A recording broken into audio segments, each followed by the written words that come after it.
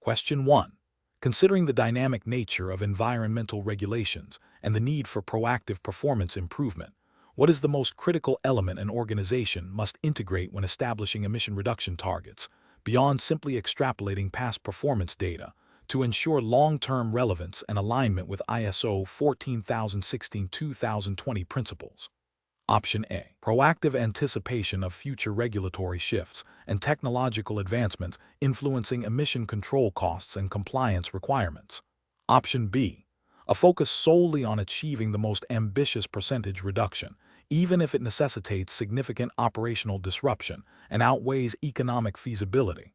Option C. The immediate availability of the lowest cost abatement technologies, regardless of their long-term viability or integration complexity. Option D. The historical data of emission intensity per unit of production, without considering potential changes in the production process or market demand.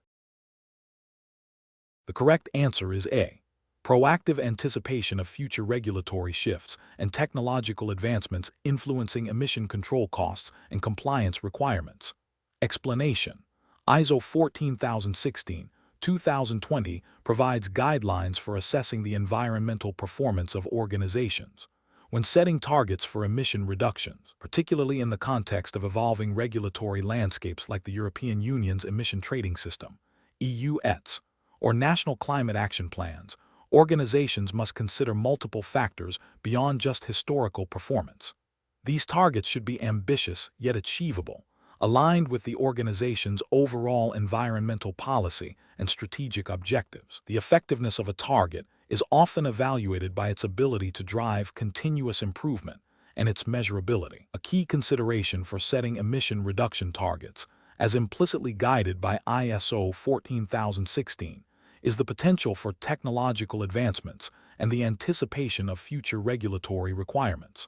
For instance, if an organization operates in a sector subject to carbon pricing mechanisms, its targets should reflect not only current obligations, but also projected increases in carbon costs and the potential for stricter emission limits.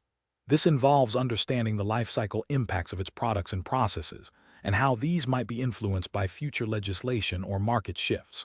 Furthermore, the organization should consider the scope of its emissions, including direct Scope 1, indirect from energy consumption, Scope 2, and other indirect emissions, Scope 3, and set targets that address the most significant impacts across these scopes.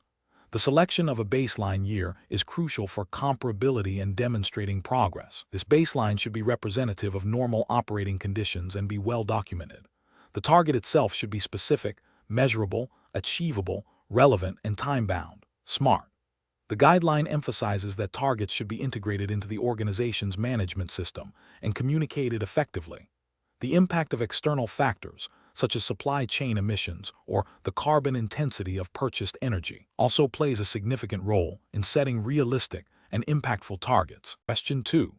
A multinational manufacturing firm, Veridian Dynamics, is establishing environmental performance indicators, PI, for its global operations, focusing on reducing water consumption and improving energy efficiency. They are in the process of defining the criteria against which these PIs will be measured. Considering the guidance within ISO 14016-2020 for setting performance criteria, which of the following approaches best aligns with the standard's principles for ensuring meaningful and actionable assessment? Option A. Establishing criteria based on a combination of statutory discharge limits for water effluent, industry best practices for energy intensity derived from sector-specific benchmarking reports, and Veridian Dynamics' own ambitious internal targets for resource reduction, all reviewed annually against evolving regulations like the EU Water Framework Directive. Option B. Setting criteria solely based on the lowest reported water consumption and energy usage figures from the top 3 performing companies within the same industry, without regard for their operational scale or specific regulatory environments. Option C. Creating criteria that are primarily driven by cost-saving opportunities identified through immediate operational adjustments, prioritizing financial benefits over absolute environmental improvement benchmarks or legal requirements. Option D.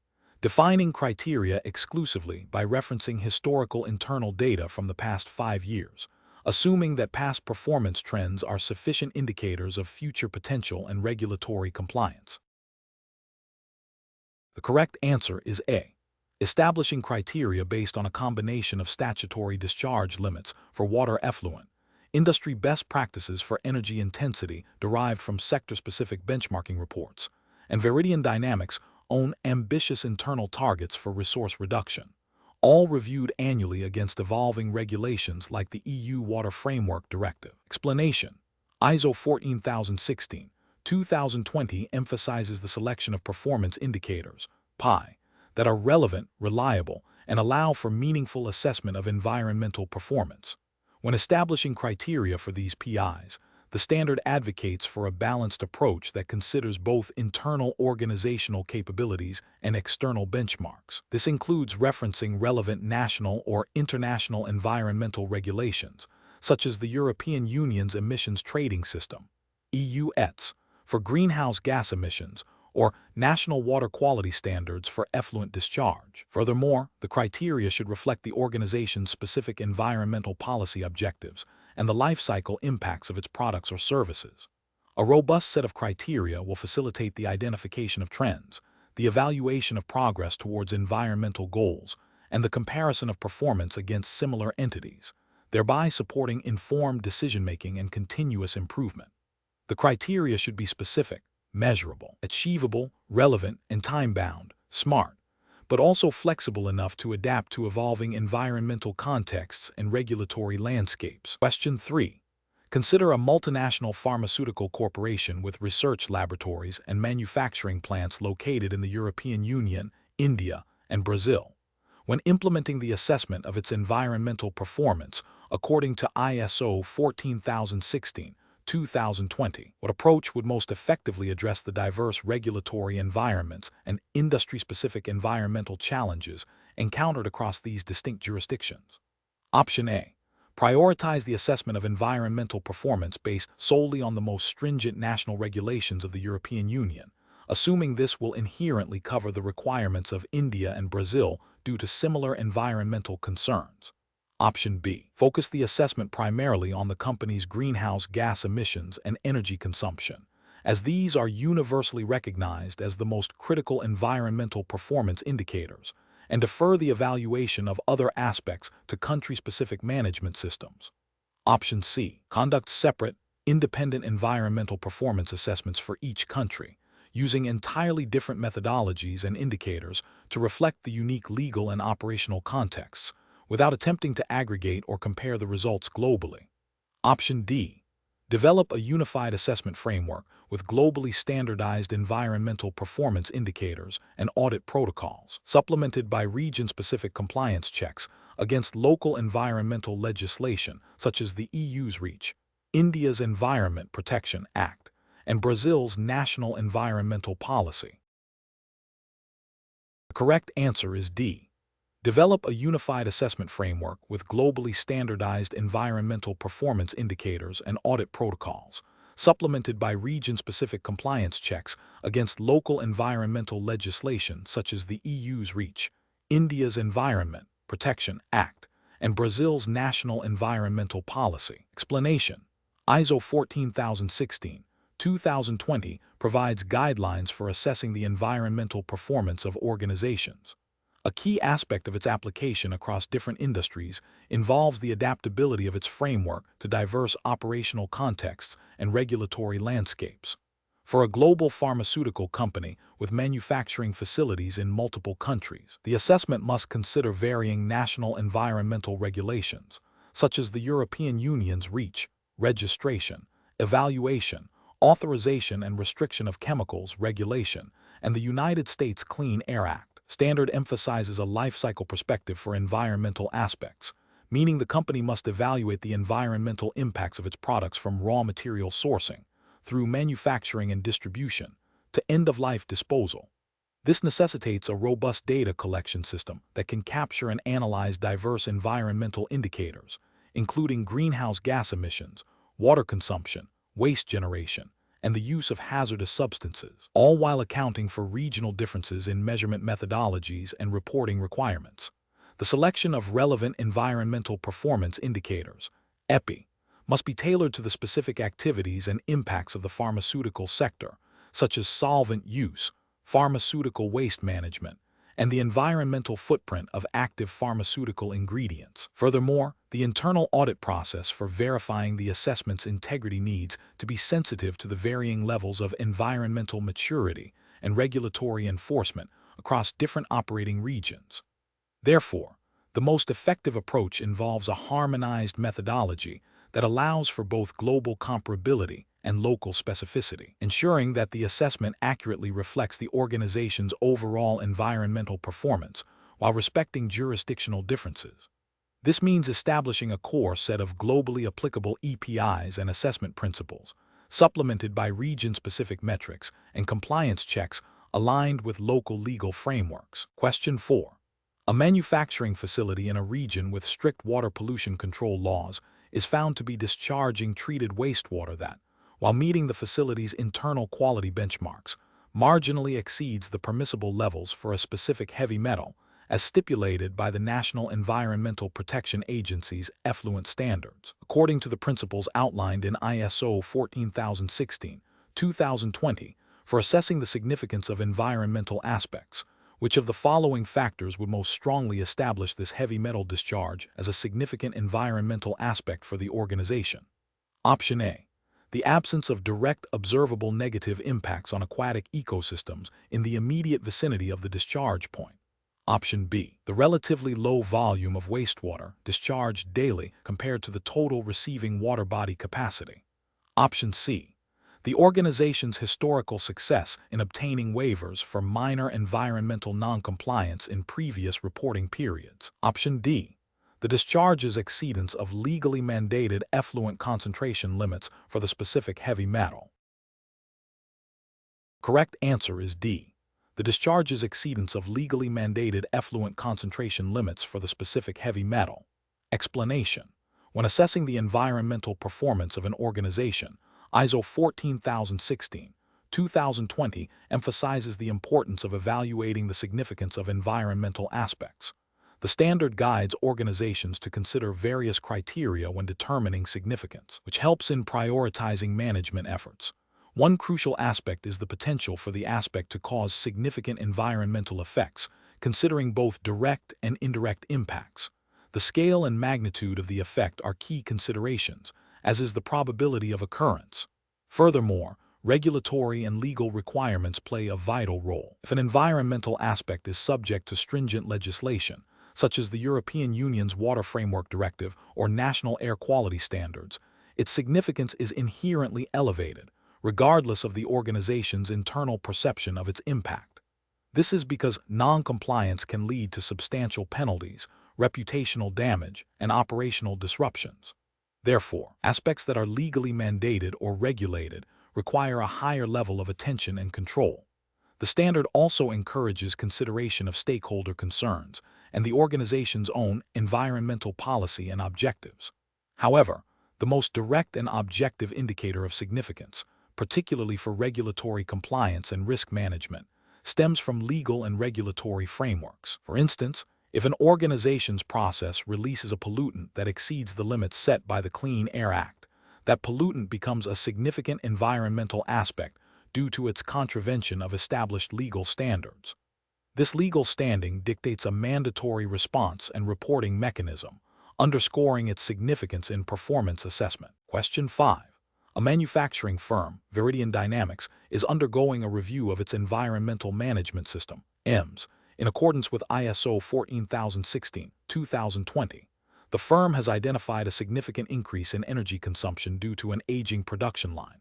To address this, the management team has set a broad goal to reduce energy usage. Which of the following actions, when integrated into the EMS, best exemplifies the establishment of a measurable and actionable objective and target as advocated by the standard for driving improved environmental performance? Option A. Allocate a budget for minor maintenance and repair of the existing production line to ensure it operates at its current, albeit inefficient, capacity, and to prevent unexpected breakdowns. Option B. Implement a phased replacement of the aging production line with energy-efficient models, targeting a 15% reduction in electricity consumption for that specific process within 2 fiscal years, supported by a detailed energy audit and monitoring plan.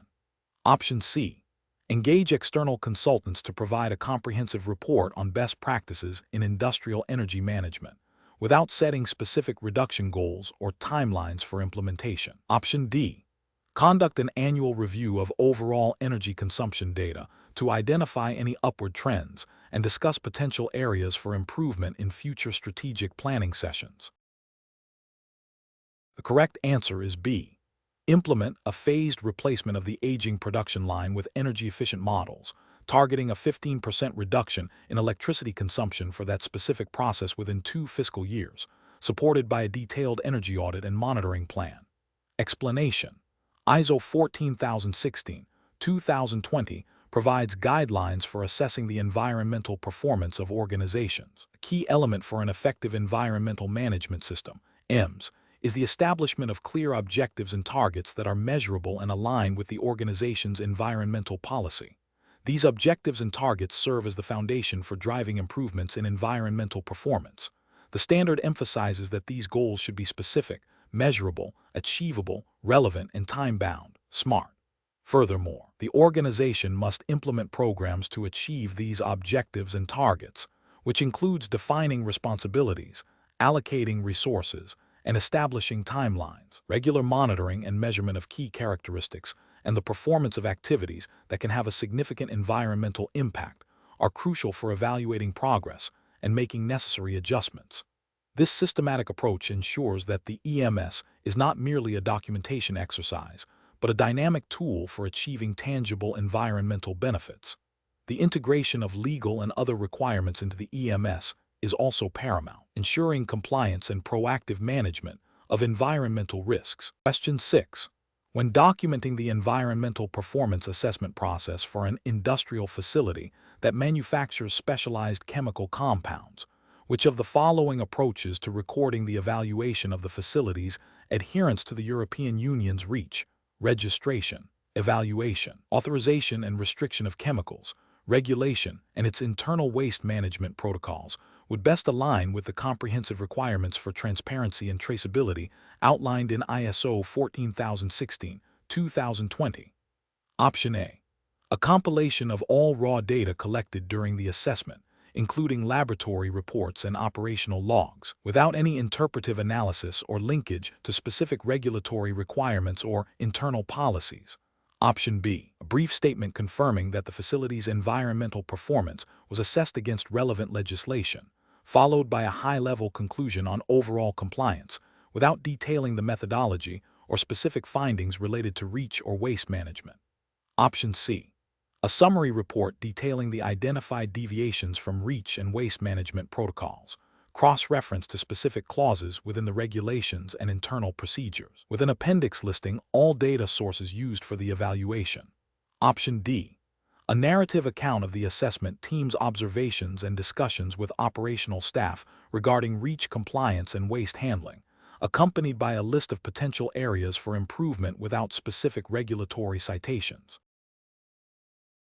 The correct answer is C. A summary report detailing the identified deviations from REACH and waste management protocols, cross-reference to specific clauses within the regulations and internal procedures, with an appendix listing all data sources used for the evaluation. Explanation: ISO 14016-2020 emphasizes the importance of clearly documenting the environmental performance assessment process and its outcomes. This documentation serves multiple critical functions, including providing evidence of due diligence, facilitating communication with stakeholders, enabling future reviews and improvements, and supporting compliance with relevant environmental legislation. When evaluating the documentation of an assessment process, particularly concerning its comprehensiveness and adherence to the guidelines, it is crucial to consider how well it captures the scope, methodology, data sources, analysis, and conclusions. A robust documentation system will detail the specific environmental aspects and impacts considered, the criteria and indicators used for evaluation, the methods employed for data collection and analysis, and the rationale behind the findings and recommendations. This level of detail ensures transparency and reproducibility of the assessment. Furthermore, documentation should reflect how the assessment aligns with the organization's environmental policy and objectives, and how it considers applicable legal and other requirements. The findings should be presented in a manner that is understandable to intended users and clearly linked to the evidence gathered during the assessment. The process of documenting these elements is not merely an administrative task, but an integral part of the overall environmental management system, ensuring accountability and driving continuous improvement in environmental performance. Question 7. When evaluating an organization's environmental performance using the guidelines of ISO 14016-2020, which fundamental principle necessitates a comprehensive consideration of environmental aspects and impacts across all stages, from initial resource acquisition through to final disposal or recycling of products and services. Option A, the stakeholder engagement framework. Option B, the principle of continuous improvement. Option C, the legal compliance obligation. Option D, the life cycle perspective. The correct answer is D, the life cycle perspective. Explanation: ISO 14016-2020, which provides guidelines for the assessment of environmental performance of organizations, emphasizes the importance of a proactive and integrated approach to environmental management. The standard, while not a certification standard itself, offers a framework for organizations to evaluate and improve their environmental performance. A core principle underpinning this assessment is the need to consider the entire life cycle of products and services, from raw material extraction to end-of-life disposal. This life cycle perspective is crucial for identifying significant environmental aspects and impacts that might otherwise be overlooked. For instance, a manufacturing process might appear efficient in terms of direct emissions, but a life cycle assessment could reveal substantial environmental burdens associated with the sourcing of raw materials or the disposal of byproducts. Therefore, to effectively assess environmental performance according to ISO 14016-2020, an organization must move beyond a narrow focus on operational outputs and embrace a holistic view that encompasses all stages of its value chain. This includes understanding the environmental implications of its suppliers' activities, the use phase of its products by customers, and the ultimate fate of those products after use. Such a comprehensive approach aligns with the principles of sustainable development and enables organizations to make more informed decisions for environmental improvement. Question 8. Consider an organization operating a large-scale manufacturing facility that produces industrial chemicals and utilizes significant water resources. The environmental performance assessment, guided by ISO 14016-2020, needs to evaluate their compliance with national effluent discharge limits and their water conservation initiatives. Which combination of expertise is most critical for the assessment team leader to ensure a robust and comprehensive evaluation in this scenario? Option A, expertise in financial auditing, corporate social responsibility reporting, and public relations. Option B, expertise in industrial chemistry, environmental engineering, and national water quality regulations. Option C, expertise in occupational health and safety, emergency response planning, and waste management logistics. Option D, expertise in marketing, supply chain management, and stakeholder engagement strategies. Correct answer is B, expertise in industrial chemistry, environmental engineering, and national water quality regulations. Explanation: ISO 14016-2020 emphasizes the importance of a competent assessment team for evaluating an organization's environmental performance. Clause 5.2.1, establishing the assessment team, outlines the necessity for the team to possess a combination of technical expertise, knowledge of environmental management systems and relevant legislation, and auditing skills. The team leader is responsible for overall management of the assessment, including planning, resource allocation, and reporting. Team members are expected to contribute their specific expertise, conduct assigned assessment activities, and maintain objectivity. The selection criteria should consider the scope of the assessment, the complexity of the organization's operations, and the specific environmental aspects and impacts to be evaluated. For instance, if the assessment involves complex chemical processes, a team member with a background in industrial chemistry or environmental engineering would be crucial. Similarly, understanding national environmental regulations, such as the Clean Air Act or the Water Pollution Control Act, is vital for ensuring compliance is adequately reviewed. The team's composition should also reflect a balance of internal and external perspectives where appropriate to enhance impartiality and thoroughness.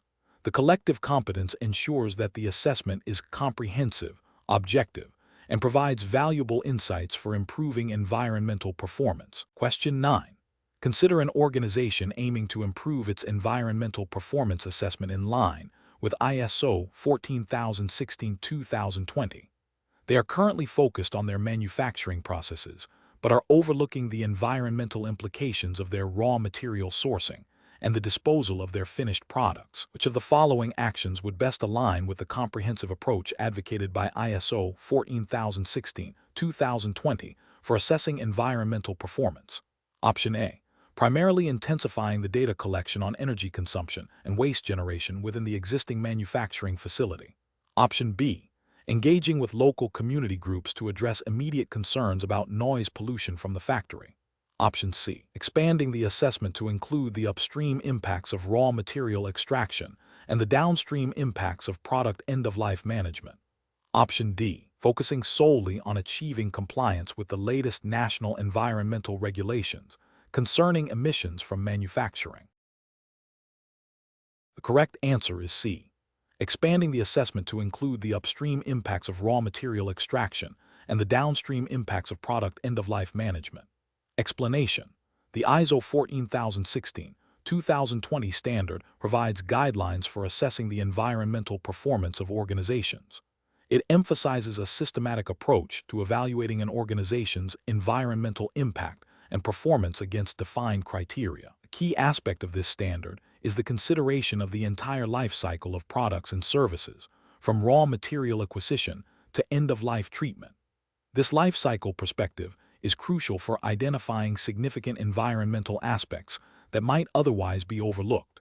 The standard also stresses the importance of establishing clear objectives and targets for environmental performance improvement, and the need for robust data collection and analysis to support these assessments. Furthermore, it highlights the role of stakeholder engagement in understanding and addressing environmental concerns. When evaluating an organization's environmental performance, the standard suggests considering a range of factors including resource efficiency, pollution prevention, compliance with environmental legislation, such as the EU's REACH regulation for chemical substances or national air quality standards, and the effectiveness of its environmental management system. The process involves defining the scope of the assessment, identifying relevant environmental aspects and impacts, collecting performance data, analyzing the data against benchmarks or targets, and reporting the findings. The ultimate goal is to provide a credible and comprehensive picture of an organization's environmental stewardship and to identify opportunities for improvement. Question 10. Consider an industrial facility aiming to enhance its environmental performance by implementing a new waste segregation program, a key aspect of its ISO 14016-2020 aligned environmental management system. During the check phase of the PDCA cycle, what specific activities are paramount for evaluating the program's effectiveness and ensuring compliance with relevant environmental legislation like the Hazardous Waste Management Act? Option A. Revising the environmental policy to reflect the new waste segregation initiative and updating the emergency response plan. Option B. Verifying the accuracy of waste stream classification, quantifying the volume of segregated waste materials, and comparing these metrics against initial program objectives and legal disposal requirements. Option C. Identifying potential new markets for recycled materials and negotiating contracts with waste management providers. Option D. Conducting extensive employee training on waste handling procedures and communicating the program's success to external stakeholders. The correct answer is B. Verifying the accuracy of waste stream classification, quantifying the volume of segregated waste materials, and comparing these metrics against initial program objectives and legal disposal requirements. Explanation. The Plan Do Check Act PDCA cycle is a fundamental framework for continuous improvement in environmental management systems, as outlined in guidelines like ISO 14016-2020. The check phase is crucial for evaluating the effectiveness of implemented environmental plans and identifying deviations from intended outcomes. This phase involves monitoring and measuring environmental performance against established objectives and targets.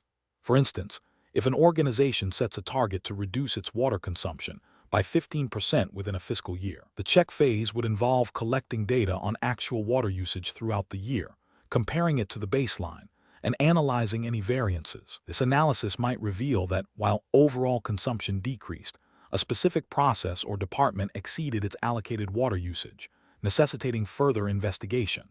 The check phase also encompasses reviewing the results of audits and other verification activities. Understanding the efficacy of pollution control measures, the success of waste reduction initiatives, or the compliance status with relevant environmental regulations, such as the Clean Water Act or the Resource Conservation and Recovery Act (RCRA) in the United States, are all integral parts of this evaluative stage. The insights gained from the check phase directly inform the act phase, where corrective actions are taken to address nonconformities and opportunities for improvement are identified. Therefore, a robust check phase ensures that the environmental management system remains aligned with organizational goals and regulatory requirements, facilitating genuine progress in environmental performance. Question 11. Consider a manufacturing facility that has consistently met its target for reducing volatile organic compound (VOC) emissions, as stipulated by the National Clean Air Act regulations. However, recent quarterly reports indicate a persistent upward trend in VOC emissions, exceeding the previously established performance baseline by 15%. The organization's environmental management system, guided by ISO 14016-2020, requires a thorough analysis of this deviation. Which of the following approaches would be most appropriate for investigating the root cause of this performance divergence, considering potential internal and external influences? Option A. Focus solely on increasing the frequency of emission monitoring to gather more data points, without analyzing the underlying operational or external factors contributing to the increased readings. Option B. Attribute the deviation to unavoidable external factors, such as increased humidity, and adjust the performance targets downwards to reflect the new perceived operational reality, without investigating internal process changes. Option C. Conduct a comprehensive review of all process parameters, maintenance logs, and raw material specifications, cross-referencing with any documented changes in local atmospheric conditions or newly implemented regional environmental monitoring protocols. Option D. Immediately implement a new abatement technology without further investigation to rectify the emissions issue, assuming the existing controls have reached their operational limit. The correct answer is C. Conduct a comprehensive review of all process parameters, maintenance logs, and raw material specifications, cross-referencing with any documented changes in local atmospheric conditions or newly implemented regional environmental monitoring protocols. Explanation. When assessing an organization's environmental performance according to ISO 14016-2020, identifying and analyzing deviations from expected performance is a critical step. This process involves understanding the root causes of these variances. A deviation might occur because the initial baseline data was inaccurate, the environmental conditions changed unexpectedly, e.g., a new pollutant source upstream affecting water quality, or the implemented control measures proved less effective than anticipated due to unforeseen operational factors or changes in the regulatory landscape, such as stricter discharge limits introduced by the National Environmental Protection Agency. Analyzing these deviations requires a systematic approach that considers both internal factors, like process modifications or equipment failures, and external influences, such as shifts in raw material composition or changes in energy grid carbon intensity. The goal is to distinguish between temporary fluctuations and systemic issues that require corrective actions to maintain or improve environmental performance, ensuring alignment with the organization's environmental policy and objectives.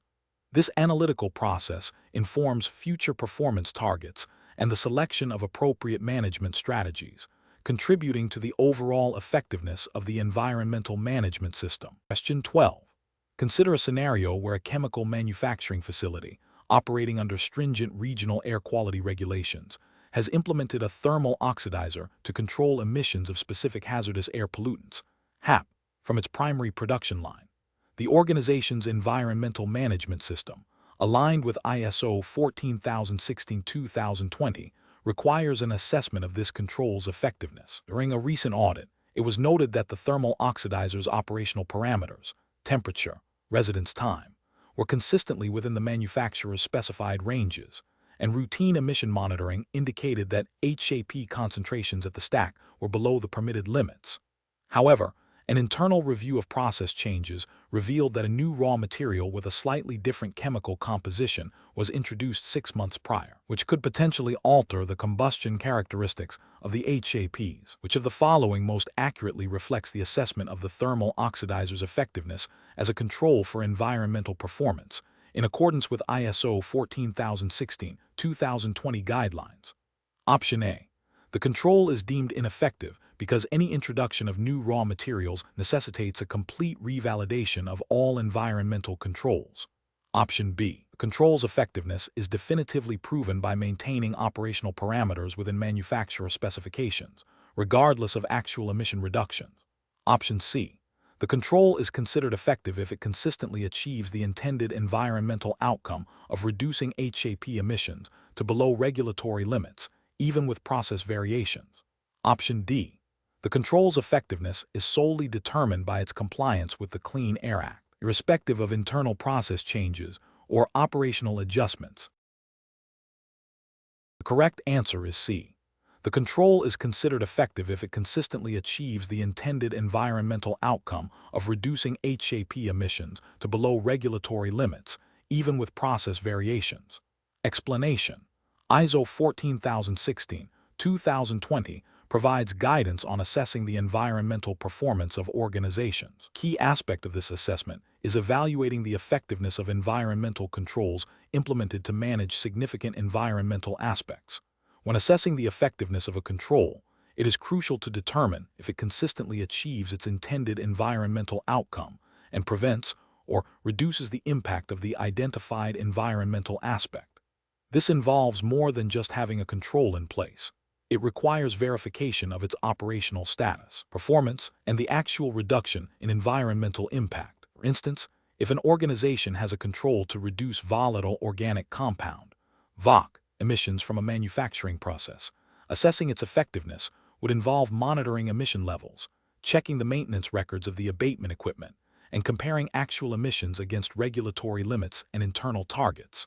The goal is to confirm that the control is functioning as designed and contributing to the organization's overall environmental objectives, such as compliance with regulations like the Clean Air Act or meeting voluntary commitments.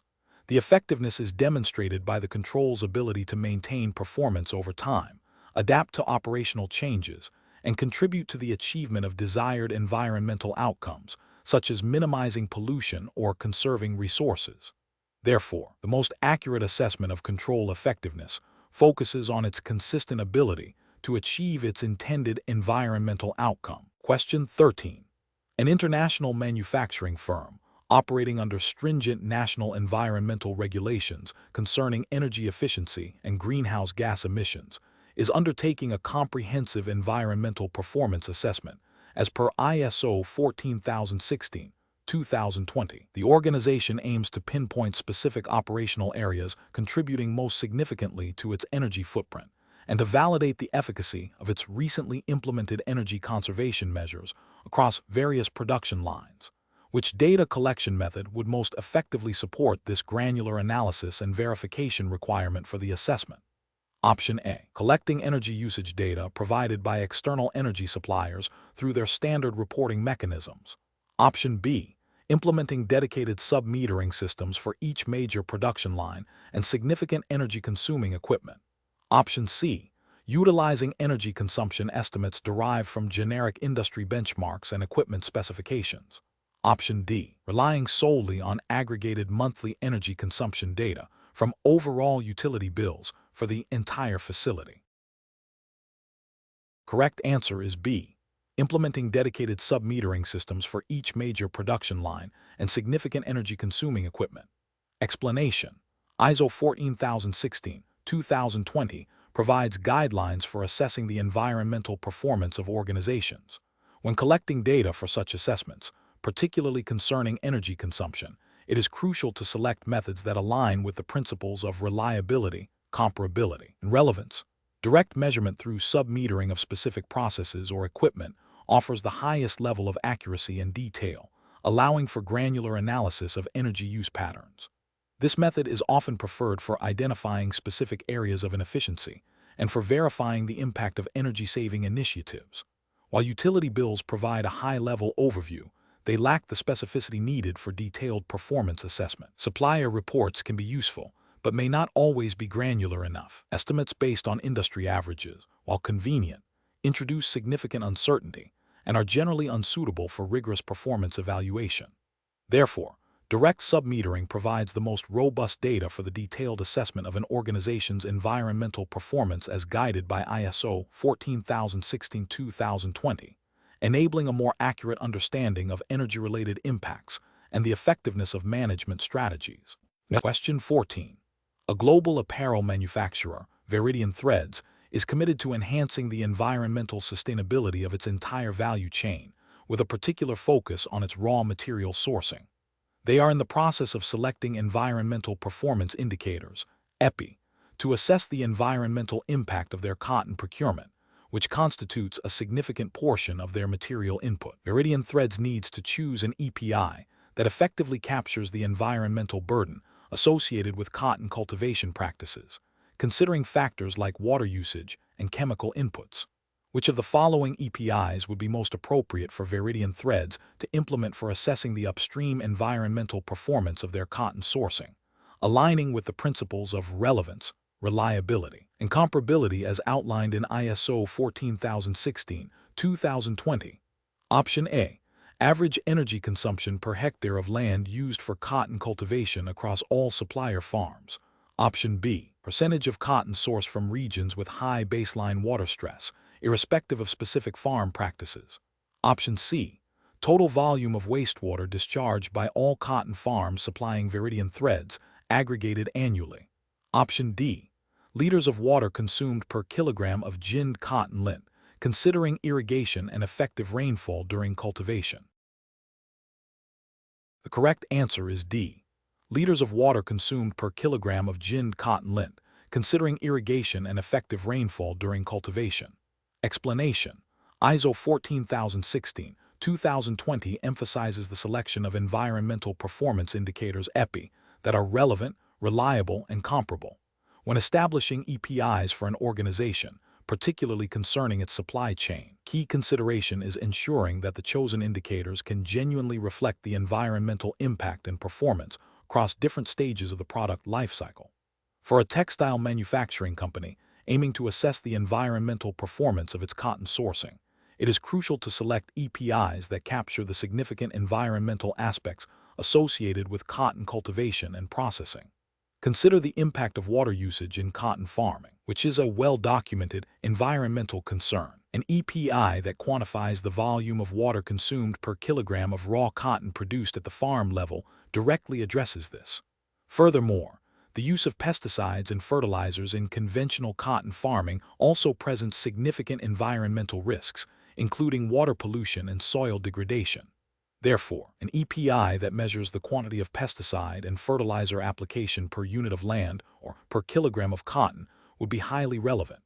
Energy consumption during the ginning and initial processing stages of cotton is another important factor. An EPI reflecting energy use per unit of processed cotton would be valuable.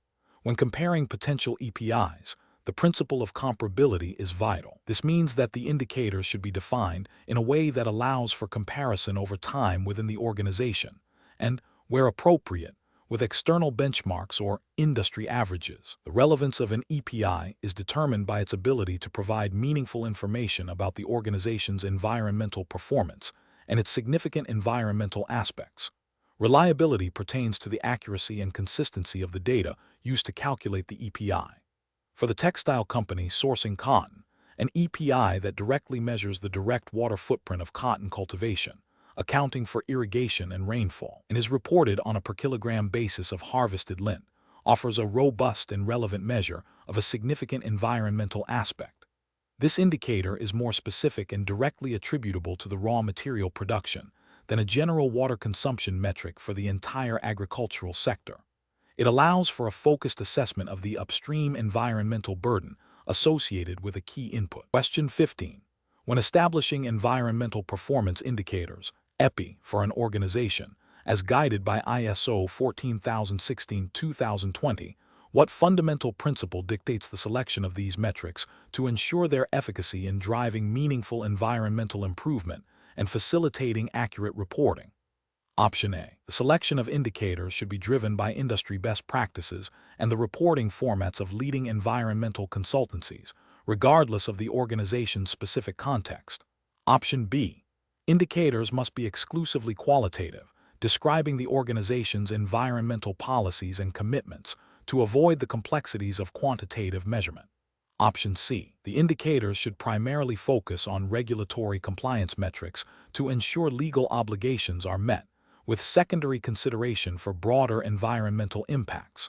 Option D. The indicators must directly reflect the organization's significant environmental aspects and be quantifiable in a way that allows for trending and comparison over time. Correct answer is D.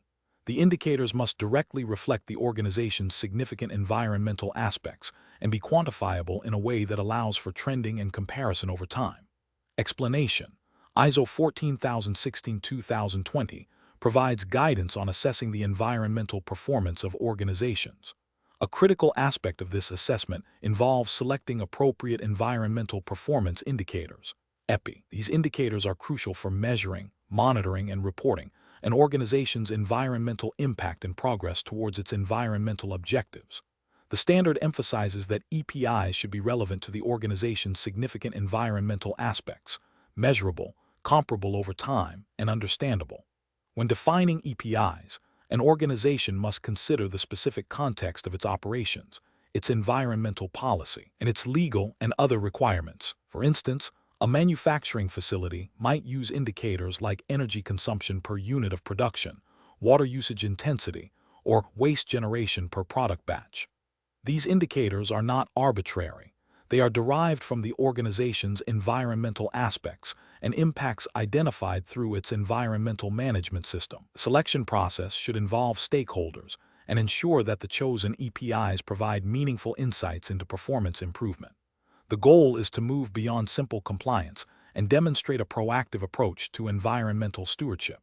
The effectiveness of an EPI is judged by its ability to accurately reflect changes in environmental performance and to support informed decision-making for continuous improvement. Therefore, the development of EPIs is an iterative process, often refined as the organization's understanding of its environmental interactions evolves and as new data becomes available. The core principle is to select indicators that are both scientifically sound and practically applicable to the organization's unique operational context and strategic environmental goals. Question 16. When conducting an environmental performance assessment in accordance with ISO 14016-2020, an organization is evaluating its water consumption across various operational sites. Which of the following approaches to data sourcing best aligns with the standard's guidelines for ensuring the relevance and reliability of information for performance evaluation, considering potential regulatory reporting under frameworks like the Water Framework Directive? Option A. Estimating water consumption based on industry averages for similar manufacturing processes and applying a general adjustment factor for site size, without collecting specific operational data or consulting regulatory discharge limits. Option B. Prioritizing direct meter readings from all major water intake points, cross-referenced with monthly utility invoices, and supplemented by site-specific water balance calculations that account for process losses and recycling, ensuring consistency with water abstraction permits. Option C. Utilizing historical data from a previous environmental audit conducted 5 years ago, assuming current consumption patterns remain largely unchanged, and only incorporating recent data for major capital expenditure projects. Option D. Relying solely on aggregated annual water consumption reports submitted by each operational site's management, without independent verification or cross-referencing with primary metering data. The correct answer is B. Prioritizing direct meter readings from all major water intake points, cross-referenced with monthly utility invoices, and supplemented by site-specific water balance calculations that account for process losses and recycling, ensuring consistency with water abstraction permits. Explanation: ISO 14016-2020 emphasizes the critical role of reliable and relevant data in assessing an organization's environmental performance. Clause 6.2.1 specifically addresses the selection of data sources, highlighting that the chosen sources must be appropriate for the intended assessment and capable of providing the necessary information to evaluate performance against defined criteria. This involves considering the type of data required, its accuracy, completeness, and the methods used for its collection and management. For instance, when evaluating greenhouse gas emissions, direct monitoring data from combustion processes, energy consumption records from utility bills, and supplier-specific emission factors are all potential data sources. The standard advocates for a systematic approach to data selection, ensuring that the data directly supports the objectives of the environmental performance assessment and aligns with relevant legal and regulatory requirements, such as those mandated by the European Union Emissions Trading System, EU ETS, or national environmental protection agencies. The integrity of the assessment hinges on the quality of these inputs. Therefore, an organization must critically evaluate each potential data source for its suitability, traceability, and the assurance mechanisms in place to maintain data accuracy over time. The selection process should also consider the cost-effectiveness of data acquisition and the potential for bias or error inherent in different sources. Question 17. When developing a comprehensive environmental management system aligned with ISO 14016-2020, an organization must establish clear procedures for the retention of environmental records. Which of the following principles should primarily guide the determination of these retention periods to ensure effective environmental performance assessment and legal compliance? Option A. The duration should be sufficient to cover legal and regulatory obligations, support internal audits and reviews, and enable trend analysis for continuous improvement, balanced against the practicalities of storage and retrieval. Option B. The primary consideration for record retention should be the cost-effectiveness of storage, with periods minimized to reduce overheads associated with maintaining historical data. Option C. Retention periods should be standardized across all types of environmental records, typically set at 5 years, to simplify record management and ensure consistency. Option D. Records should be retained indefinitely, to ensure that historical environmental data is always available for any potential future legal challenges or scientific research. The correct answer is A. The duration should be sufficient to cover legal and regulatory obligations, support internal audits and reviews, and enable trend analysis for continuous improvement, balanced against the practicalities of storage and retrieval. Explanation: ISO 14016-2020 provides guidelines for assessing the environmental performance of organizations, a critical aspect of maintaining robust environmental management systems, and consequently reliable performance assessment, is the proper management of environmental records. The standard emphasizes the need for organizations to establish and maintain records that are sufficient to demonstrate conformity with the environmental management system and the achievement of environmental objectives. While ISO 14016-2020 itself does not mandate specific retention periods for all types of environmental records, it strongly implies that these periods should be determined based on several factors. These factors include the nature of the record, its relevance to ongoing environmental performance monitoring and improvement, legal and regulatory requirements, and the organization's own operational needs and risk management strategies.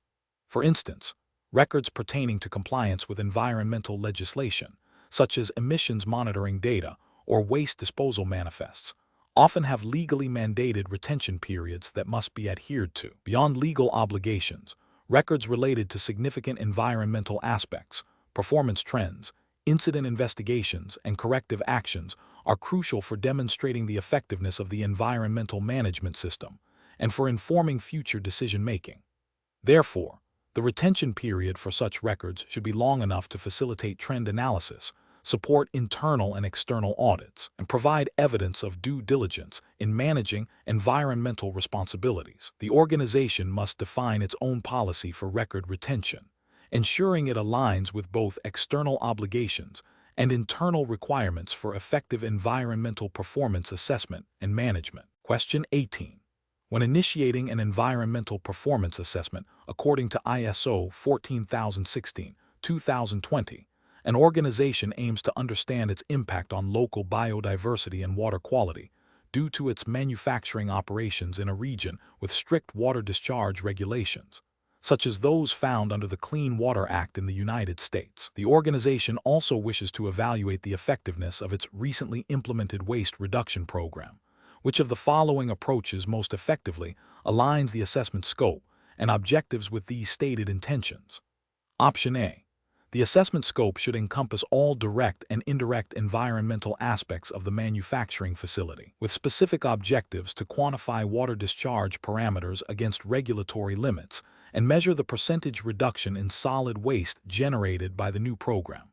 Option B. Assessment scope should include the organization's entire supply chain and product lifecycle, with objectives centered on evaluating the carbon footprint and the social impact of its operations globally. Option C.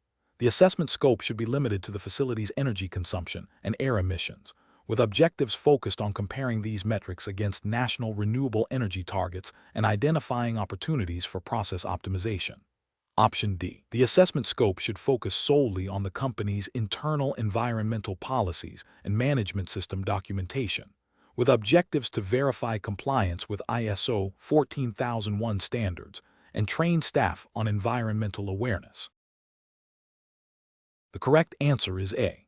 The assessment scope should encompass all direct and indirect environmental aspects of the manufacturing facility, with specific objectives to quantify water discharge parameters against regulatory limits and measure the percentage reduction in solid waste generated by the new program. Explanation. The core principle of defining the scope and objectives for an environmental performance assessment under ISO 14016-2020 is to ensure the assessment is relevant, focused, and capable of yielding meaningful insights. The scope delineates the boundaries of the assessment, specifying which organizational activities, products, services, and environmental aspects will be included. Objectives, on the other hand, define what the assessment aims to achieve, such as identifying areas for improvement, verifying compliance with environmental regulations like the EU's emissions trading system ETS, or national pollutant release inventories, or benchmarking performance against industry standards. A well-defined scope prevents the assessment from becoming overly broad and unmanageable, while clear objectives guide the selection of appropriate methodologies and data. For instance, if an organization's objective is to reduce its carbon footprint in line with the Paris Agreement, the scope would need to encompass all direct and indirect greenhouse gas emissions across its operations and value chain.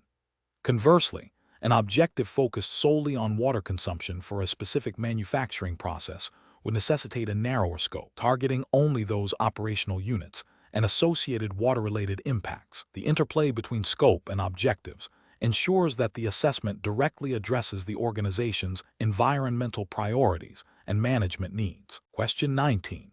When an organization is developing its framework for assessing environmental performance in accordance with ISO 14016-2020, what foundational element, drawn directly from the principles of ISO 14001-2015, is essential for ensuring the relevance and effectiveness of the assessment process?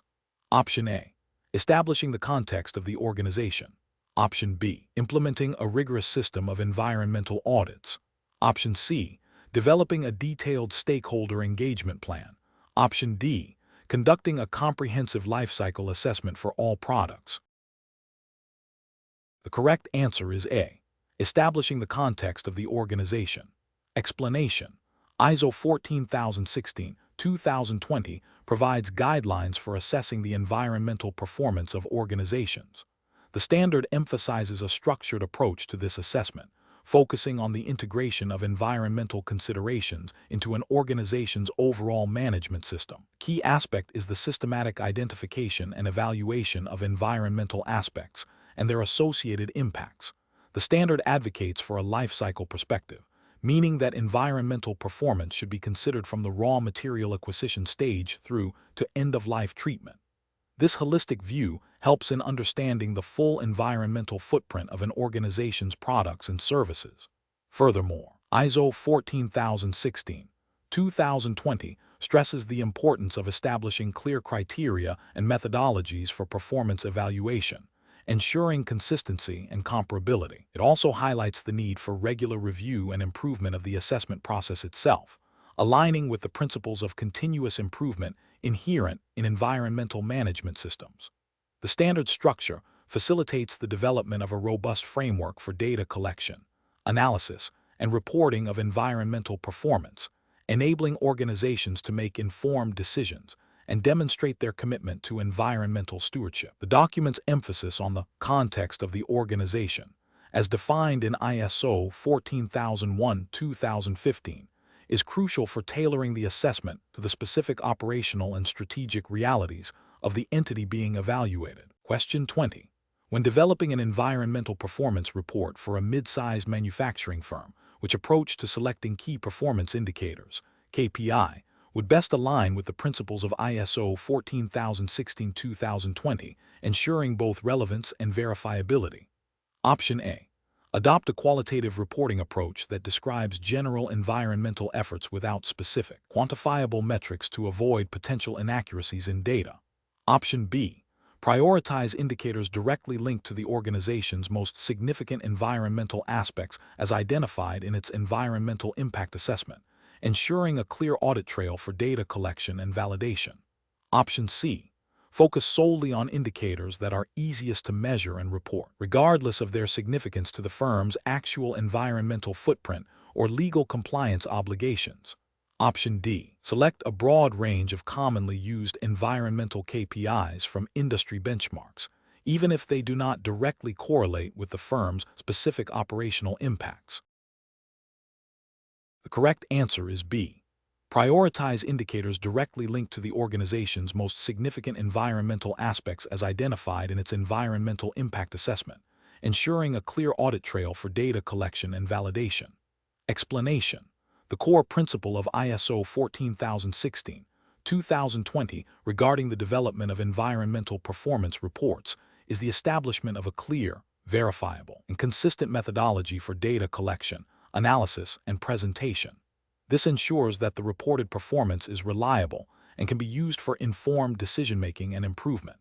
When assessing the environmental performance of an organization, particularly in the context of reporting, a key consideration is the selection of appropriate indicators. These indicators must be relevant to the organization's significant environmental aspects, measurable, and capable of demonstrating trends over time. Furthermore, the methodology for determining these indicators should be transparent and documented, allowing for an understanding of how performance is being tracked. The standard emphasizes that the reporting process should be integrated with the organization's overall environmental management system, ensuring that the data used is a direct outcome of established procedures and controls. This integration also supports the verification of reported information, a crucial element for credibility. The selection of indicators should also consider the intended audience of the report, ensuring that the information provided is understandable and useful to stakeholders, whether they are internal management, regulatory bodies, or the public. The process involves identifying the organization's environmental impacts, setting objectives and targets, and then selecting indicators that effectively measure progress towards these targets. This iterative process of setting goals, measuring performance, and reporting on progress is fundamental to achieving continuous environmental improvement as envisioned by environmental management standards. The focus is on demonstrating the organization's commitment to environmental responsibility through quantifiable and verifiable data. Question 21. When establishing competence requirements for personnel conducting environmental performance assessments in accordance with ISO 14016-2020, which of the following areas of expertise is most critical for ensuring the assessment accurately reflects an organization's adherence to legally mandated environmental obligations? Option A. Extensive experience in corporate social responsibility reporting and stakeholder engagement strategies. Option B. Familiarity with international trade agreements and their implications for environmental product labeling. Option C. Proficiency in advanced statistical modeling techniques for forecasting future environmental impacts. Option D. In-depth knowledge of applicable national and regional environmental legislation and regulatory frameworks. The correct answer is D. In-depth knowledge of applicable national and regional environmental legislation and regulatory frameworks. Explanation: the assessment of an organization's environmental performance, as guided by ISO 14016-2020, necessitates a clear understanding of the competencies required for personnel involved in such evaluations. Specifically, for personnel undertaking environmental performance assessments within the framework of this standard, a crucial aspect is the ability to interpret and apply relevant environmental legislation and regulatory frameworks. This includes not only national laws, but also regional and local statutes that directly impact the organization's operations and environmental footprint.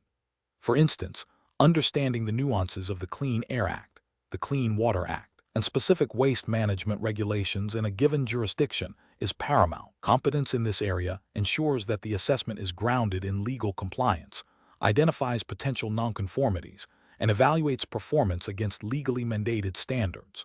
Furthermore, personnel must possess skills in data analysis to discern trends and patterns in environmental indicators, and the ability to communicate findings effectively to stakeholders. The identification of competence requirements is an ongoing process, adapting to changes in legislation and the organization's evolving environmental profile. Question 22. Consider an industrial facility that has recently implemented a novel catalytic converter system to significantly reduce sulfur dioxide, SO2, emissions from its primary combustion unit. According to the principles outlined in ISO 14016-2020 for assessing environmental performance, which category of environmental performance indicator EPI would most directly quantify the immediate effectiveness of this new technology in terms of its environmental output?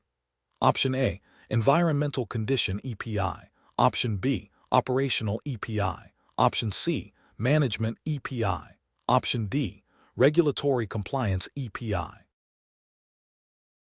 The correct answer is B, Operational EPI. Explanation: the assessment of environmental performance under ISO 14016-2020 involves evaluating various indicators. Environmental performance indicators, EPI, are categorized based on what they measure. Operational EPIs directly relate to the inputs, outputs, and activities of an organization's processes that can affect the environment, such as energy consumption per unit of production or waste generated per ton of product. Management EPIs focus on the systems and practices an organization has in place to manage its environmental aspects and impacts, reflecting the commitment and effectiveness of its environmental management system. Examples include the number of environmental training hours per employee or the percentage of environmental objectives achieved. Condition EPIs, on the other hand, describe the state of the environment itself, often as a result of an organization's activities or broader environmental changes. These could include ambient air quality levels in the vicinity of a facility or the biodiversity index of a local ecosystem. Therefore, when assessing the effectiveness of an organization's pollution control technology in reducing emissions, the most appropriate category of EPI to directly measure the outcome of that technology's operation is an operational EPI, as it quantifies the direct environmental output of the process. Question 23. When communicating the environmental performance results of a manufacturing firm, which stakeholder group would most likely require a detailed, quantitative analysis aligned with specific regulatory reporting obligations, such as those mandated by National Pollutant Release and Transfer Registers, PRTR, or emissions trading schemes? Option A, potential investors evaluating long-term financial sustainability and ESG factors. Option B, government regulatory agencies and environmental compliance bodies. Option C, local community residents concerned with immediate neighborhood impacts. Option D, employees seeking to understand the company's environmental commitment. Correct answer is B, government regulatory agencies and environmental compliance bodies. Explanation: ISO 14016-2020 emphasizes the importance of transparent and effective communication of environmental performance to various stakeholders. The standard recognizes that different stakeholders have varying levels of interest and understanding regarding environmental matters. Therefore, the communication strategy must be tailored to the specific audience to ensure clarity, relevance, and impact. This involves selecting appropriate communication channels, language, and the depth of information presented. For instance, regulatory bodies might require detailed, quantitative data aligned with specific legal reporting frameworks like the European Union Emissions Trading System, EU ETS, or National Pollutant Release and Transfer Registers, PRTR. Investors, on the other hand, might be more interested in how environmental performance impacts financial risk and opportunity, requiring information on ESG, environmental, social, and governance, metrics and long-term sustainability strategies. Local communities may prioritize information on direct environmental impacts in their vicinity, such as air or water quality, and the organization's efforts to mitigate these. A comprehensive approach involves understanding these diverse needs and providing information that is both accurate and accessible, fostering trust and enabling informed decision-making by all parties involved. The overarching goal is to ensure that the communication supports the organization's environmental objectives and contributes to building credibility and accountability. Question 24. When an organization faces significant difficulties in establishing a reliable historical data set to quantify its current environmental impact for a specific aspect, such as the total volume of hazardous waste generated annually, which of the following SMART criteria for environmental performance indicators, EPI, as outlined in ISO 14016-2020, is most fundamentally undermined? Option A, measurable. Option B, relevant. Option C, specific. Option D, time-bound. The correct answer is A, measurable. Explanation. The core principle of selecting effective environmental performance indicators, EPI, within the framework of ISO 14016-2020 involves ensuring they are SMART, specific, measurable, achievable, relevant, and time-bound.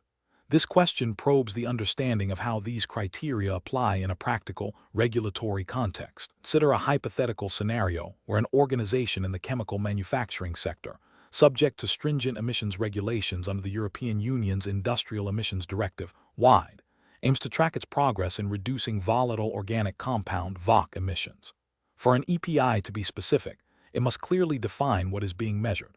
For instance, reduction in total VOC emissions is more specific than environmental improvement. Measurable requires that the EPI can be quantified. This could involve monitoring emissions using calibrated equipment and calculating the quantity of VOCs released per unit of production. Achievable means the target set for the EPI is realistic given the organization's resources and technological capabilities. Setting an impossibly low emission target would not be achievable. Relevant ensures the EPI directly relates to the organization's significant environmental aspects and management objectives, and importantly, to applicable legal and other requirements. In this case, a VOC emissions EPI is highly relevant due to the IED. Time-bound dictates that the EPI has a defined timeframe for achievement. For example, achieve a 15% reduction in total VOC emissions by the end of the next fiscal year. The question asks which aspect of SMART criteria is most directly challenged when an organization struggles to establish a baseline for its chosen EPI, a prerequisite for demonstrating progress. Establishing a baseline is fundamental to the measurable criterion because without a defined starting point, the ability to measure change or progress over time is compromised. While other criteria are important, the inability to establish a baseline directly impacts the quantifiability and therefore the measurability of the EPI. If you cannot measure the current state, you cannot measure the change towards a future state. This directly hinders the assessment of performance improvement. Therefore, the most directly challenged criterion is measurable. Question 25. When initiating an environmental performance assessment for a multinational corporation operating in sectors regulated by diverse environmental legislation, such as the European Union's Emissions Trading System, EU ETS, and the United States Resource Conservation and Recovery Act, RCRA, what primary factors should guide the selection of data collection methodologies and the allocation of resources for gathering environmental performance indicators? Option A, the preferences of the environmental management team for specific data analysis software, and the potential for public relations benefits derived from showcasing advanced monitoring technologies. Option B, the lowest cost of data acquisition, regardless of its relevance or accuracy, and the minimal training required for personnel involved in data collection processes. Option C, the specific environmental aspects to be measured, the regulatory compliance obligations, and the required precision of the data for both internal management and external reporting. Option D, the historical data availability from previous, unrelated sustainability reports, and the perceived ease of obtaining information from the most accessible operational units. The correct answer is C, the specific environmental aspects to be measured, the regulatory compliance obligations, and the required precision of the data for both internal management and external reporting. Explanation: ISO 14016, 2020, in its guidance on assessing environmental performance, emphasizes the importance of selecting appropriate data collection methods and allocating necessary resources. The selection process is fundamentally driven by the specific environmental aspects being measured, the intended scope of the assessment, and the required level of detail and accuracy. For instance, assessing direct emissions of a volatile organic compound, VOC, from a manufacturing process might necessitate continuous monitoring equipment and specialized analytical techniques, aligning with regulatory requirements like the Clean Air Act for emission reporting. Conversely, evaluating the environmental impact of office paper consumption could be adequately addressed through periodic surveys of purchasing records and employee behavior, which are less resource-intensive. The availability of internal expertise, external consultants, and financial capacity also plays a crucial role in determining the feasibility of certain data collection methods. Furthermore, the reliability and comparability of data are paramount, influencing the choice between primary data collection, e.g., direct measurements, and secondary data, e.g., industry averages or government statistics. The standard advocates for a pragmatic approach, balancing the need for robust data with practical constraints, ensuring that the chosen methods are efficient, effective, and aligned with the overall objectives of the environmental performance assessment. Question 26. A manufacturing firm, operating under the purview of the European Union's Industrial Emissions Directive, WIDE, has identified air emissions as a critical environmental aspect. The company has established an internal objective to reduce its sulfur dioxide (SO2) emissions by 15% within the upcoming fiscal year. If the firm reports a 10% reduction in SO2 emissions from its operations during this period, what aspect of its environmental performance assessment, as guided by ISO 14016, 2020, would be most directly and significantly evaluated concerning this specific environmental aspect and its associated target? Option A, the comparative SO2 emission rates of similar manufacturing facilities in other regulatory jurisdictions not governed by the IED. Option B, the cost-effectiveness of the technologies implemented to achieve the 10% SO2 reduction without considering the target attainment. Option C, the total volume of SO2 emitted before and after the reduction efforts, irrespective of the percentage target or regulatory limits. Option D, the extent to which the achieved 10% reduction aligns with the organizational target of 15% and the IED's prescribed emission limit values for SO2. The correct answer is D, the extent to which the achieved 10% reduction aligns with the organizational target of 15% and the IED's prescribed emission limit values for SO2. Explanation: the assessment of environmental performance under ISO 14016, 2020 requires a systematic approach to identifying and evaluating the environmental aspects of an organization's activities, products, and services. When evaluating the impacts associated with these aspects, particularly concerning a hypothetical emissions reduction target for a manufacturing facility aiming to comply with the European Union's Industrial Emissions Directive, WIDE, the focus should be on the significance of the environmental aspect in relation to the overall environmental performance and the established target. Consider an organization that has identified air emissions as a significant environmental aspect. The organization has set a target to reduce its sulfur dioxide SO2 emissions by 15% over the next fiscal year. The IED mandates specific emission limit values for various pollutants, including SO2 for industrial installations. To assess the impact of their current performance against this target and the regulatory framework, the organization must consider not only the absolute quantity of SO2 emitted, but also the relative reduction achieved and its contribution to meeting the IED's requirements. The significance of the air emissions aspect is determined by factors such as the magnitude of the emission, the potential for harm to the environment and human health, and the extent to which it deviates from regulatory limits or organizational targets. In this scenario, a 10% reduction in so 2 emissions, while positive, might not be sufficient to meet the 15% target or to ensure full compliance with stringent IED limits, especially if the baseline emissions were already close to the permissible maximum. Therefore, the most relevant assessment of the impact associated with this aspect, in the context of the stated target and regulatory compliance, is the degree to which the actual reduction aligns with the planned 15% reduction and the IED's specified emission limit values for so 2 . This involves comparing the current emission levels and the achieved reduction percentage against both the internal goal and the external legal obligation, thereby evaluating the effectiveness of the environmental management system in mitigating this significant aspect. Question 27. When assembling an assessment team for evaluating an organization's environmental performance in accordance with ISO 14016-2020, what is the most critical prerequisite for the team leader concerning their professional background in relation to the entity being assessed? Option A. Previous employment in a regulatory agency responsible for overseeing environmental compliance within the organization's jurisdiction. Option B.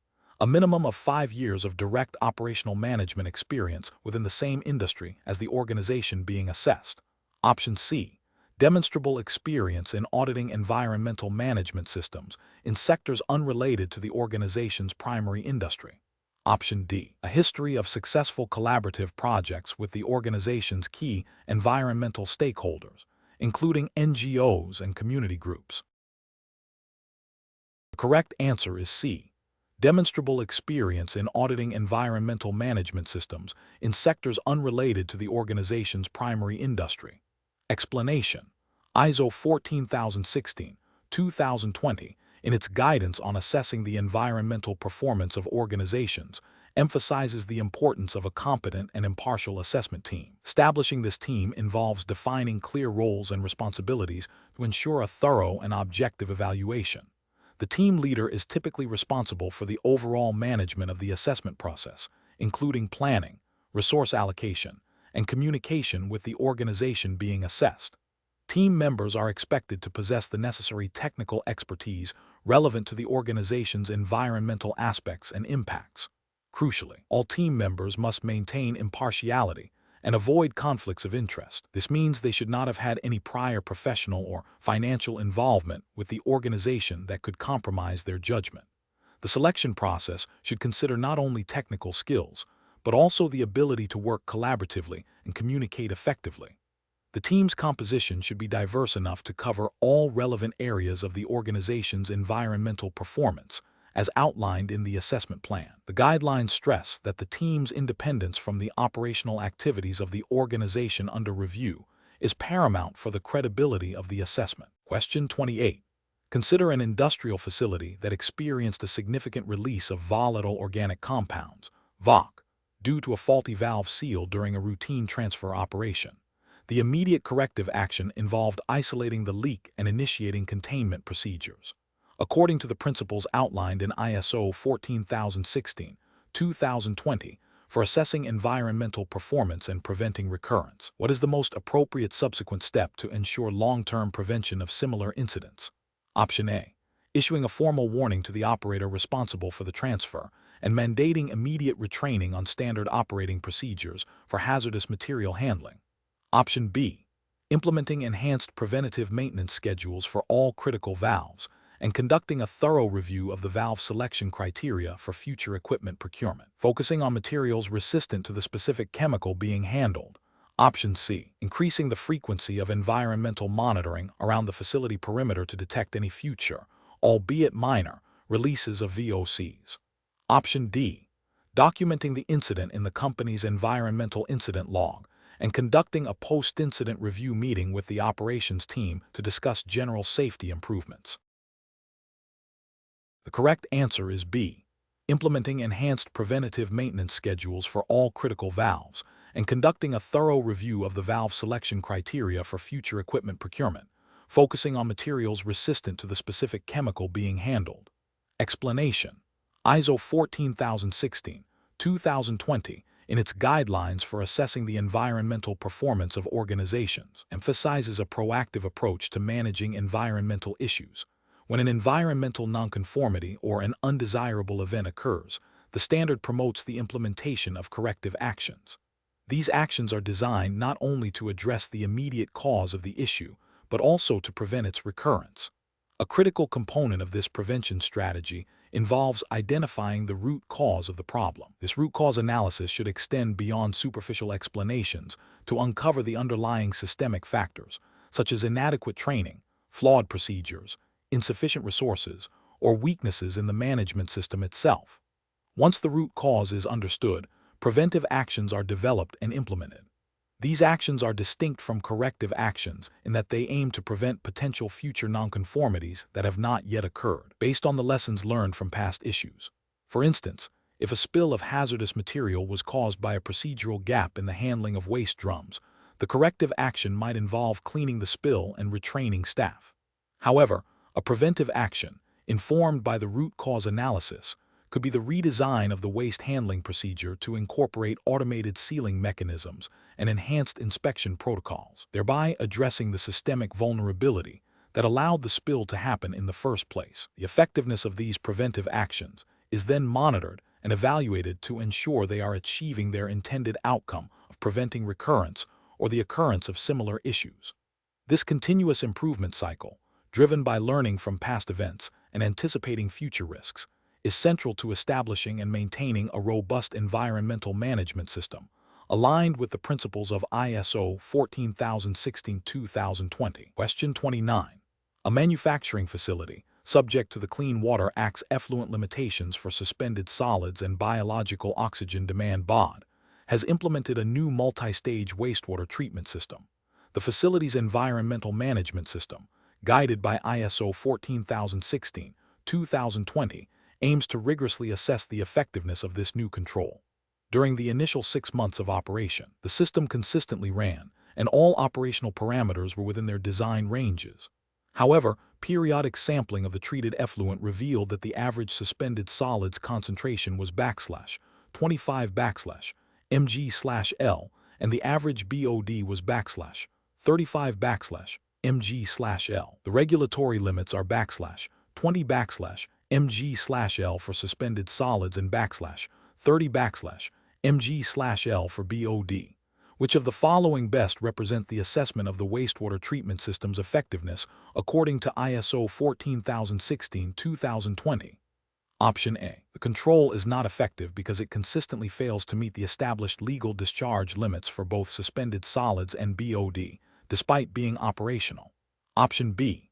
The control is effective because it is operating within its design parameters and has demonstrated a reduction in pollutant levels compared to pretreatment levels. Option C. The control is considered partially effective as it is operational and shows some reduction in pollutants, even though it does not meet the legal limits. Option D. The control is effective as long as the operational staff are properly trained and follow the documented procedures for its maintenance and operation. The correct answer is A. The control is not effective because it consistently fails to meet the established legal discharge limits for both suspended solids and BOD, despite being operational. Explanation: ISO 14016-2020 emphasizes the importance of verifying the effectiveness of environmental controls through a systematic approach. This involves not just the presence of controls, but their actual performance in mitigating environmental impacts and achieving environmental objectives. When assessing the effectiveness of a control, such as a wastewater treatment system, designed to meet stringent discharge limits set by the Clean Water Act, one must look beyond mere operational status. The guidelines suggest evaluating the control's ability to consistently achieve the intended environmental outcome, which in this case would be maintaining effluent quality below specified parameters. For example, a maximum allowable concentration of suspended solids of /20 mg/L and a biological oxygen demand (BOD) limit of /30 30/mg/L. Effectiveness is demonstrated when the control reliably reduces these pollutants to levels that comply with legal requirements and organizational objectives. This assessment requires monitoring data, performance metrics, and comparison against established benchmarks or targets. A control that operates but fails to consistently meet these targets is not considered effective. Therefore, evaluating the consistent achievement of quantifiable environmental performance targets, as demonstrated by monitoring data, is the core of assessing control effectiveness under ISO 14016-2020. Question 30. Consider an industrial conglomerate, Terra Corp, which is implementing ISO 14016-2020 guidelines to evaluate its environmental performance across its diverse manufacturing operations. Terra Corp has identified its primary environmental aspects, including significant energy consumption, water usage in cooling processes, and the generation of hazardous waste from chemical synthesis. According to the principles outlined in ISO 14016, which of the following best describes the foundational step Terra Corp must undertake to establish a robust and credible environmental performance assessment framework? Option A. Establishing a detailed system for collecting and reporting greenhouse gas emissions data, as this is the sole determinant of environmental performance under the standard. Option B. Immediately initiating a comprehensive life cycle assessment for all product lines to identify all potential environmental impacts, regardless of materiality. Option C. Clearly defining the scope and objectives of the assessment, aligning them with the organization's environmental policy and significant environmental aspects. Option D. Benchmarking Terra Corp's current environmental performance against the top 3 competitors in the industry without prior internal data validation. The correct answer is C. Clearly defining the scope and objectives of the assessment, aligning them with the organization's environmental policy and significant environmental aspects. Explanation. The core principle of ISO 14016-2020 is to provide guidelines for assessing the environmental performance of organizations. This standard emphasizes a systematic approach to evaluating how well an organization is meeting its environmental objectives and commitments. It guides users in establishing criteria for assessment, gathering relevant data, and interpreting the results to drive continuous improvement.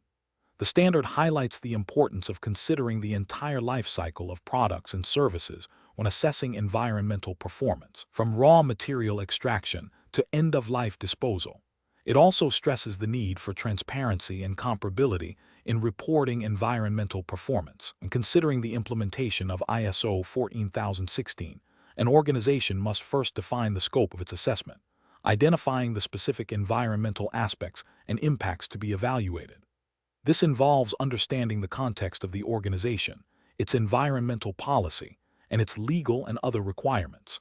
The standard encourages the use of a balanced set of indicators that cover various facets of environmental performance, such as resource consumption, emissions, waste generation, and ecological footprint. The selection of these indicators should be driven by the organization's significant environmental aspects and strategic objectives. Furthermore, ISO 14016 promotes the use of both quantitative and qualitative data to provide a comprehensive picture of performance. The interpretation of this data involves benchmarking against internal targets, external standards, or industry best practices. The ultimate goal is to facilitate informed decision-making for environmental management and to communicate performance effectively to stakeholders.